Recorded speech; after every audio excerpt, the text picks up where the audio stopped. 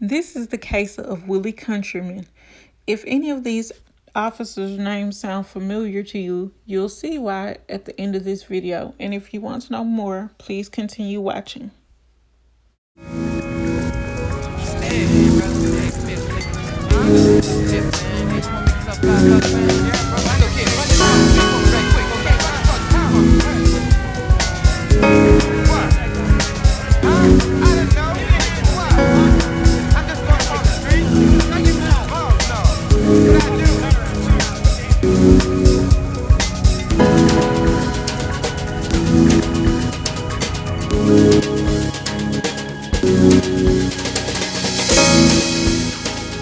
You are watching Roll a Mile in My Shoes TV.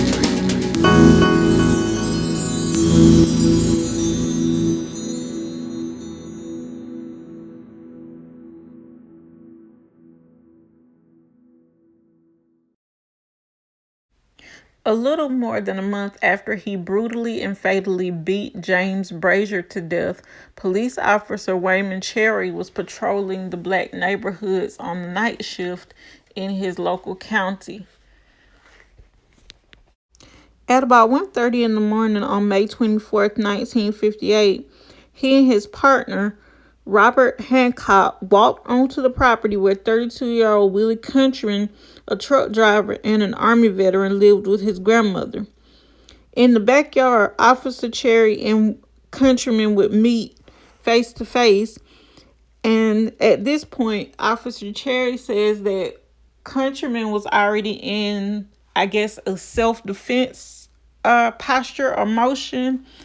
And so he says that he lunged at Officer Cherry. Well, this is what Officer Cherry says, that Willie Countryman lunged at him. And others say that it was a murder because Officer Cherry said that after he lunged at him, Officer Cherry had no choice but to, I guess, draw his gun, which he did, and shoot him in the abdomen, and he killed him. But a lot of people say that it wasn't self-defense, it was a murder.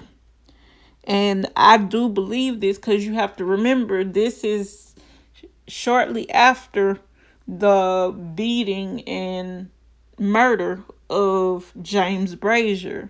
It's not even close to a month yet, or 2 months rather. And so you got to imagine, he's still, probably, in his head thinking about, oh, I got away with killing one, I can do it again to another one. And you got to remember, this is during the night, so it might be one or two people out, not many, if at all, in that time frame, because it's 1958. And a lot of these, although they may be considered black neighborhoods, but in a lot of these counties, a lot of people, because they know how, the other people are going to feel, they live by what's called a sundown town rule. Not saying that, Terrell County was like this, but I guess a lot of people would still feel that even though it's not a spoken rule, this is a thing, even though it's 1:30 in the morning. And like I said previously, these police officers, without having any calls, they walked onto this man's grandmother's property where he and his girlfriend was sitting on the porch minding their own business. And Officer Cherry, he claims that, Willie Countryman, which is the victim here, was, when he met him on the side of the house, and I'll get to that in a minute, was in a self-defense posture. So after he saw that, he says that Countryman lunged at him and he had no choice but to draw his pistol and shoot him in the abdomen, which I think is a crock of BS, but, that's neither here nor there. Seeing as he had to, I guess, cover his ass, so to speak, Officer Cherry later told others that he and his partner Hancock had been investigating a loud hollering and hooping in the neighborhood when he said Willie Countryman, who he claimed to be drunk, jumped out from behind a tree in his backyard and attacked him and Hancock, his partner, with a knife. Now, witnesses and family members said that Willie Countryman was not known to carry a knife, and so this caused a problem or holes in Officer Cherry's story. But he said that he jumped out from behind a tree and, lunged at him to attack him and his partner with a knife. And there's also another hole in this part of the story too. Other neighbors say that the tree that he was supposedly had jumped from behind was not big enough to, I guess, shield or cover any, a person's body, no matter how, big or small they were. So that's another hole in this officer's story. But like I said earlier, he's trying to, I guess, cover his ass because a little over a month ago, not even 2 months later, you were just involved in brutally beating a man to death and didn't get him any emergency care, even though you tried to make it look one way, it was totally another. Remember I said it was 1:30 in the morning? Now this is where it gets suspicious for me. Him and his girlfriend are sitting on the porch minding their own business where they're supposed to be.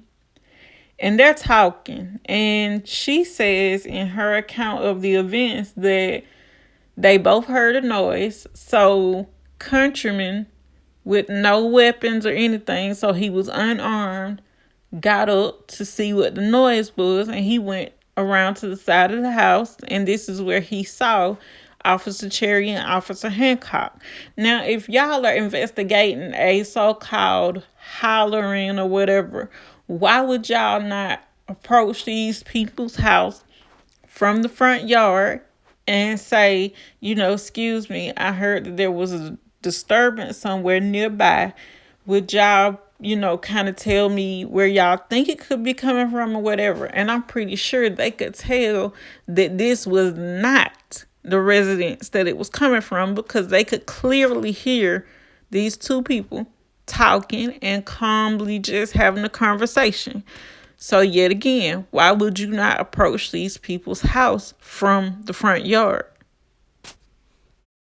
Police Chief Lee Howard commented a month later in the Washington Post on the surge in the number of black men killed or assaulted by white police officers in Dawson. And he also expressed surprise at one aspect of Countryman's death. He said, and I quote, "I remarked on the way to the hospital how quick he died. I had to shoot one in the stomach a few years ago and he lived 5 or 6 days." Sir, what do you mean you had to shoot one? Or do you mean you had to shoot one suspect or one nigger in the stomach? Because let's be real, this is 1958. So we know that this is probably what they call this man.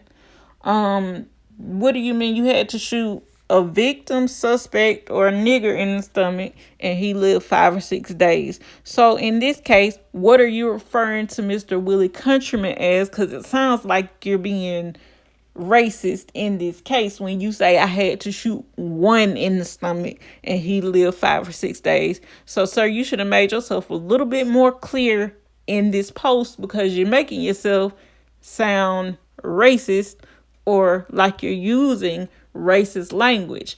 Now, let's be clear about something here. These newspapers and magazines, or whatever you want to call them, they do edit things, but I do believe that since we're talking about the death of an unarmed black man in 1958, they would have not edited it if he would have used the word nigger in this article. So let's be clear about that, because if that word was in his statement, I'm pretty sure they would have had no problem printing it. But since he probably didn't want to make himself sound like, a race police chief, which he probably was, let's be real here, he just decided to say he had to shoot one in the stomach a couple of years ago, and he lived 5 or 6 days.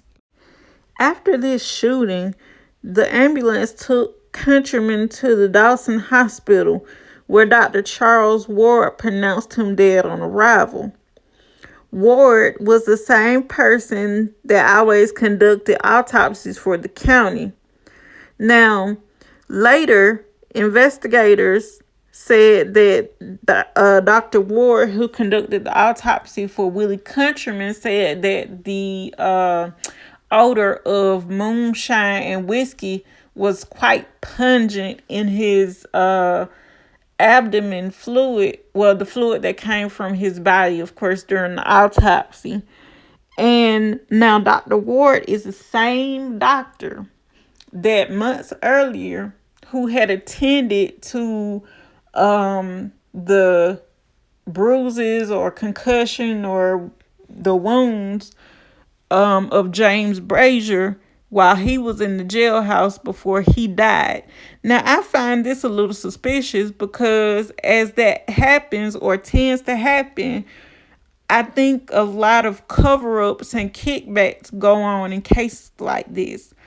But if you guys like this video, please don't forget to like, share, comment, and subscribe. And I'll see you on the next one.